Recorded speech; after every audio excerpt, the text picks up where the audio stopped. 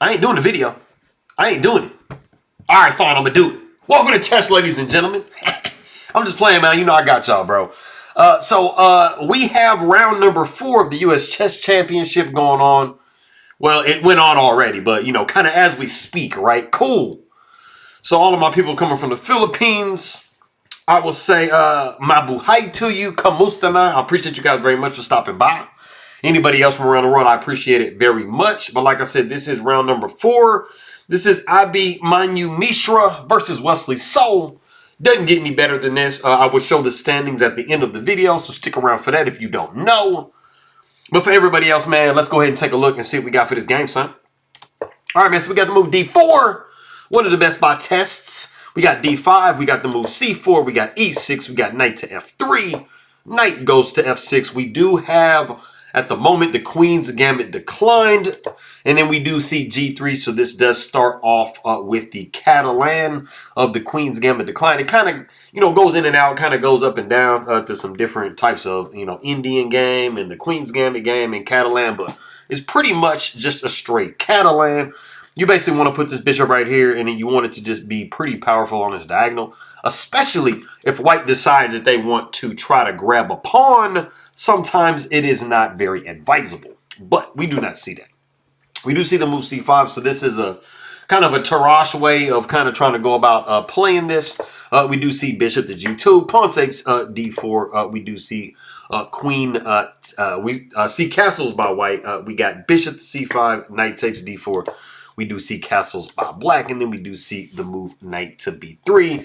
Now, this is a very common idea. Basically, anytime a bishop wants to try to plop into one of these squares, a knight is probably going to come via this and is going to try to disrupt the beautiful placement of the bishop. So we do see bishop going back to E7. We got pawn taking D5, knight taking D5, and then we do see bishop to D2.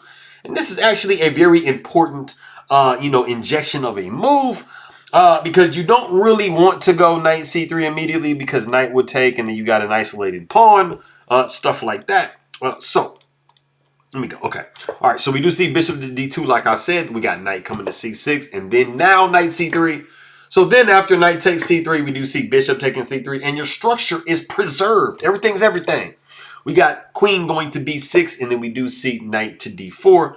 I mean, your knight was here attacking this bishop originally, so it is not really serving as much of a purpose right now on b3. So let's go ahead and get it more central.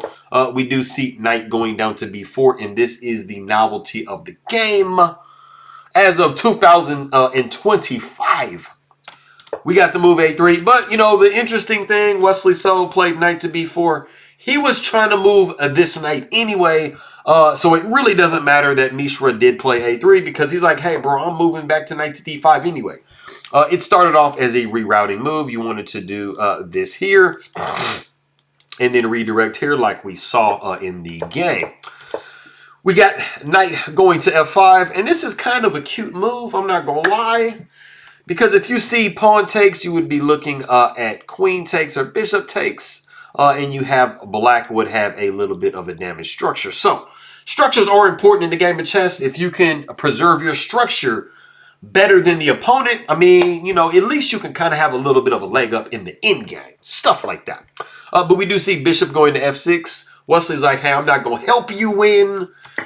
We do see bishop taking d5, pawn taking d5, and then the queen does take d5. And it looks like Mishra's like, hey, bro, you know what? I have an extra pawn. And I'm just going to go ahead and just win the game. But the computer is like, bro, you know what? It's triple zeros, man. Like, we're not impressed. But you know how the computer is. The computer is mean. The computer is like, bro, I don't care about your feelings. It's going to tell you that you're not winning, even if you feel like, hey, I'm a pawn up. Why am I not winning? Exactly. We do see rook going to d8, getting a little tempo gain on white. We got queen going back to f3. Bishop takes f5, queen takes f5, bishop takes c3, and then pawn takes c3. And I just told you guys before, you know, about this pawn situation with the knight. I mean, so ultimately, I guess it really didn't matter what you did. But what you do want to do is you want to make sure that you're being careful with your structure in other games that you're playing and stuff like that. Because sometimes These types of isolated pawns can give you an inferior endgame to have to play. So you want to be paying attention for that. We got queen going to c6, immediately trying to hit this nice little ISO pawn on c3. We got the queen going back to c2. We do see the move h5. We are looking to maybe hook onto this structure and maybe weaken it a little bit. This is definitely something that we have seen before. We got the rook f going to d1. We got rook a to c8. And then we do see the move a4. a4. Okay. I don't know, man. I don't know about a4. If you want to pause the video, this is a guess the move part for black. What do you feel like black should do here, man? I feel like some people going to be like itching like, hey, man. Go ahead and pause the video and try to see if you can guess which kind of moves or move black should play here. Go ahead and do so.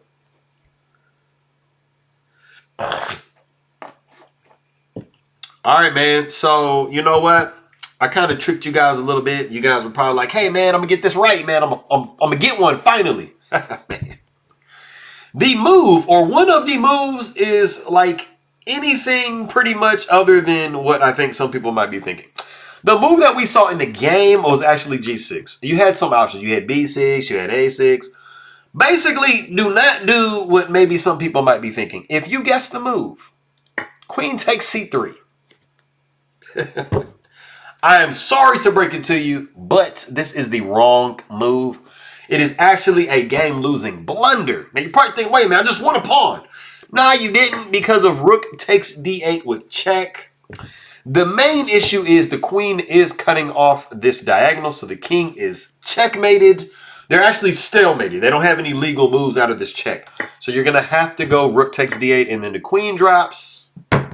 What are we doing, bro? Why did we just lose? Exactly.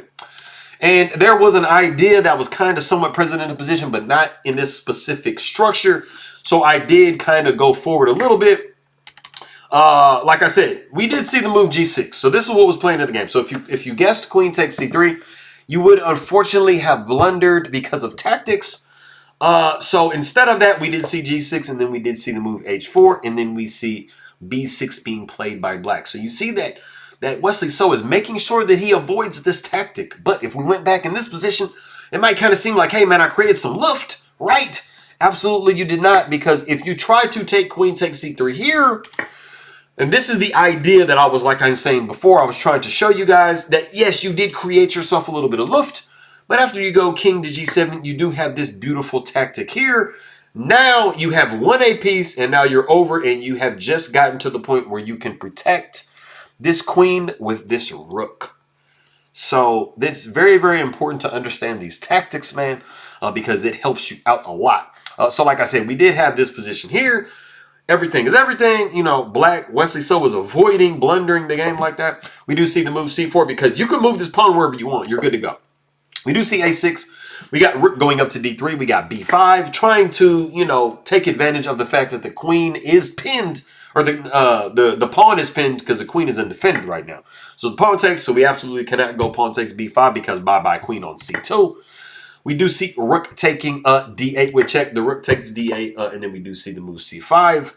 And we have a really nice way to try to finagle something, you know, if we are black. We got rook down to d4, queen goes to c3, and then rook to c4. And now black is forcing this pawn away from white. We do see queen going to f3. We got queen taking f3, pawn taking f3. We do see rook taking c5. We got a rook up to a6. We got the move b4, rook goes to b6, rook to c1 with check. The king steps up to g2. We got rook to b1. We got the move g4, and we are absolutely dreaming, even though the computer's like, hey, man, it's still triple zeros, man. What are you talking about? We would love to see a pawn takes g4, and then pawn takes g4, and then at least our structure is better. But you still kind of have this problem with this pass pawn over here, and we will see in a second exactly why this is such a huge problem. But going back, we did see g4. We got the move b3. We got the rook down to b5. We got b2, and then we do see rook to b8 with check. And there's some very important in-game concepts, or just like mainly like one in-game concept, maybe two. that's coming up that you need to be aware of. The king goes down to g7. We got g5. We do see the move f5. Rook goes to b7. We got king to f8. We got rook up check, king down, rook down to b6, which you're like, hey, bro, I'm attacking this lonely pawn, and the king just deserts it. You're like, wait a minute. Can I just go rook takes b6 or rook takes g6? Can I just win some material here? Absolutely not. We do see Wesley so very, very smartly going rook to b3, because let's take a look at what happens if you take rook takes g6. Let's toss that on the board. We got rook takes g6, right? Yes. We've won a pawn. We're winning the game. Like, this is just a no-brainer, right? It's absolutely not, because you have a major issue over here on the board. So there was a very, very good reason why Wesley So was maintaining the B file with his rook. So, going into this variation, there is a kind of a cute variation that I wanted to show you. It is absolutely not 100% correct, but the idea is very useful in endgames. You got rook to g1 with check. The king would take, and this is a way to clear. It's called a clearance sacrifice. You get out of the way of your pawn with a check, and then you would be looking at the queen here. The only problem is you're playing a queen against a rook. I mean, it's still kind of like an endgame that you have to really have some technique and win. Stuff like this. I mean, but, you know, so it's not a guaranteed foregone conclusion that you're winning this. It's actually somewhat even, but a little bit better for black. But going back to rook takes g6, the absolute best move is going to be rook to c1, and then it's really, really hard to try to do anything if you're white. You would probably just check here. The king would go down. You would be looking here. You're going to have to say. So the main idea is trying to make sure that you have to have white sacrifice their material for this new queen, which you would see here. And this is the absolute best technique to win. But like I said, the other idea is useful in some endgames. But we see rook to b3. And then we kind of just see some maneuvering. Like I said, Wesley So has to maintain this file here because there isn't anything else to do, because you're going to see those ideas pop up and you're going to be losing the game if you are Wesley So. So we just kind of see some maneuvering back and forth. And it is in this position that the players have drawn the game by threefold. So you cannot offer draws, but you can draw by threefold. You're pretty much just moving back and forth. Like I said, it looks appetizing. You're like, hey, man, yeah, like I'm just going to get these pawns. These pawns just look like the king just didn't care about them anymore. But that's a trap. Do not fall into that trap. Do not get bamboozled that way. But I do have here the standings at the end of today. So Wesley So still leads, but he only got half a point because of the draw here.